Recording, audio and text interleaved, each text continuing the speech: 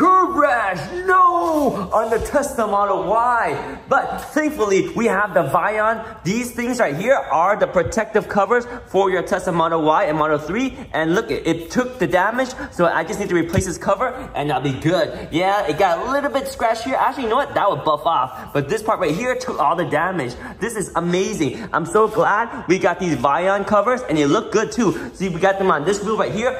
We got them on this wheel over here too. You don't even notice that there's a cover. And in fact, it looks really good. It looks good all around. Even on the other side of Tesla, we got them on here too. And of course, we got them on the front wheels over here. Boom, we got them there too. So those are nice, and they help protect our tires in case we get curb rash.